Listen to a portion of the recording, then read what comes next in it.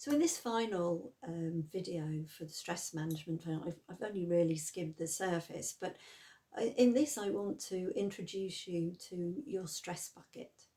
Now I believe we all have a stress bucket, and it's just a bucket of any shape, colour or size of your choosing, but it's the vehicle in which we hold all of the stress. Now, the stresses can be big stresses, such as a bereavement, a life-changing illness, being made redundant, a marriage breakup. It can be anything. And those bigger stresses, whilst they fill your bucket in leaps, actually they're often the things that we're better able to deal with. They are difficult, sure, but we feel more empowered to just push everything else to one side because this is so big, I need to focus just on this. The things that really cause the problem with our stress bucket are the constant drips, the little things that keep coming in. And we've already covered some of this in boundary setting and accepting that enough is enough. And even in the storytelling, changing the what ifs back to what is, all of those things add drips into your bucket when you're worried about what other people will think, the motivation for saying certain things, what could happen in certain circumstances. All of those are drips of stress that keep coming, a bit like a leaky tap, just keep coming into your bucket. And of course, your bucket is only of a certain size. Now, some of us may have a bigger stress bucket than others so that we're able to keep the level down a bit. But if you have no drainage holes in your stress bucket, eventually it's going to fill to the top and start to overflow. And have you ever noticed, if you've got a blocked sink or you do have a leaky tap and a pot or something is under it, you notice that when it gets to the top, the next drop that goes in, although it's just a small drip, it causes it to overflow, but it doesn't just overflow by the volume of that one drip. A lot more comes out of your pot. A lot more stress will overflow than that last little drip. And this is where we get the straw that broke the camel's back. It can be anything.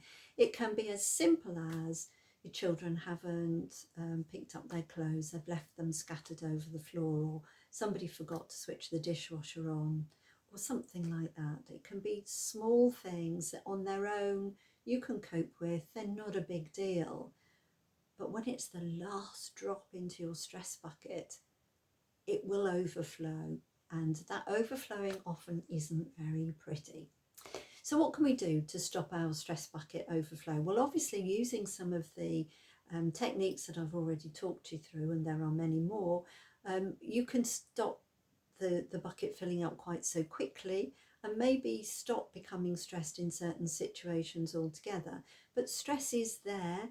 There are always things that will press our buttons, and if we react in a stressful way, we trigger the stress response.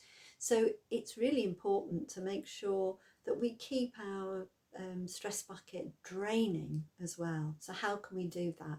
That's where self-care comes in. That's where recognizing that your stress level is building and taking regular breaks.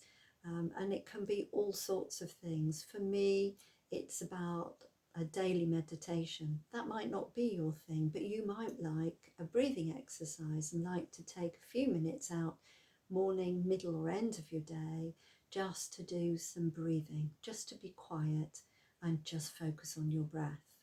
Or it might be that you try to do something every day that fills you with joy, and that might be going outside and listening to the birds sing or seeing flowers. Or, in this country, the weather often isn't very pleasant, particularly during autumn and winter. So you might not be outside, but you might be able to do something indoors, whether that's playing a game with somebody or reading a book, listening to music, doing a jigsaw puzzle, colouring. It really doesn't matter what it is, but it's taking time for you, for that self-care, just to nurture yourself, just to remind yourself that you are important and worthy of time. And that kind of thing will start to help that stress bucket just drain slightly. It may not empty it completely, but it just brings the level down so that you can carry on. And when you incorporate the stress management techniques as well, so it's not filling as quickly and you're emptying it or lowering the level on a regular basis, those two things together will help you feel more in control of life and less stressed. Now, it's true that I also have, lots of other tips, and I have a book too, which I have here. I should have had this ready really. I have a book called The New You, which you can get on Amazon, and the byline is Tools to Increase Confidence, Resilience and Purpose, but I have a whole section in there on stress management, so if you're interested in that, please do get a copy, and hopefully that will help you empty your stress bucket and look after that stress bucket a little bit better. But if you've got any questions, then please do ask away, message me, ask questions here, and I'll certainly help if I can. I hope you've enjoyed the series, and I hope that these tips will help you do better in future.